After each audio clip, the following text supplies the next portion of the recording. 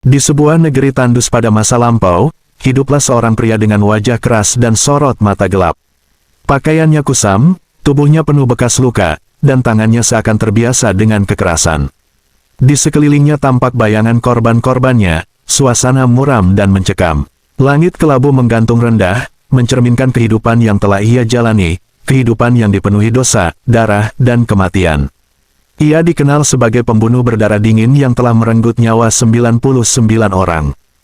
Pada suatu malam yang sunyi, pria itu duduk sendirian di sudut rumah reyotnya. Cahaya lampu minyak menerangi wajahnya yang kini tampak lelah dan gelisah. Bayangan api neraka seolah menari di dinding, menghantui pikirannya. Untuk pertama kalinya, rasa takut menggerogoti hatinya, takut akan azab Allah dan akhir yang mengerikan. Tangannya gemetar, kepalanya tertunduk, menandakan awal penyesalan yang perlahan tumbuh. Dengan langkah berat namun penuh harap, ia mendatangi seorang ahli ibadah yang dikenal rajin berdoa. Tempat itu tampak sederhana, namun suasananya kaku.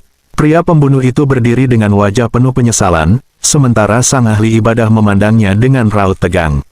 Udara terasa dingin saat pertanyaan berat itu terucap, apakah masih ada tobat bagiku setelah membunuh 99 nyawa? Ahli ibadah itu menggeleng tegas, wajahnya keras tanpa belas kasih. Ia berkata bahwa tidak ada ampunan bagi dosa sebesar itu. Seketika, cahaya harapan di wajah si pembunuh padam. Adegan berubah kelam, emosi putus asa meledak, dan dalam sekejap, dosa ke-100 pun terjadi. Darah menodai tanah, sementara langit seolah semakin gelap, menandai puncak kehancuran jiwa manusia. Namun pencarian belum berhenti. Pria itu kini berdiri di hadapan seorang ulama bijak. Wajah ulama itu tenang, bercahaya, dan penuh kasih.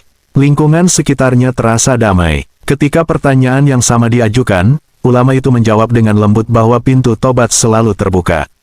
Ia menunjuk ke arah kejauhan, ke sebuah desa yang tampak terang dan hidup, penuh orang-orang saleh.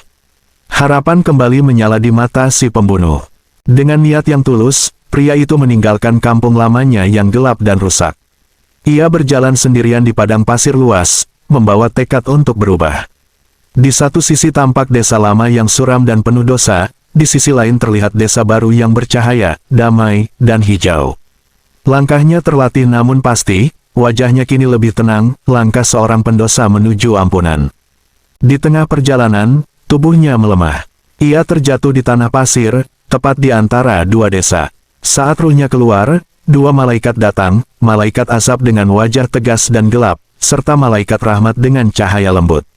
Mereka berdebat, sementara jasad pria itu terbaring tak bernyawa. Suasana sakral dan menegangkan, langit terbuka seolah menanti keputusan langit. Dengan perintah Allah, jarak antara jasad dan kedua desa diukur. Tampak cahaya turun dari langit, menyentuh bumi. Hasilnya mengejutkan, jasad itu lebih dekat 1 jengkal ke desa kebaikan. Bahkan tubuhnya tampak condong ke arah desa tersebut, seolah langkah terakhirnya dipercepat oleh rahmat Allah. Malaikat rahmat pun mengambil ruhnya dengan penuh kelembutan.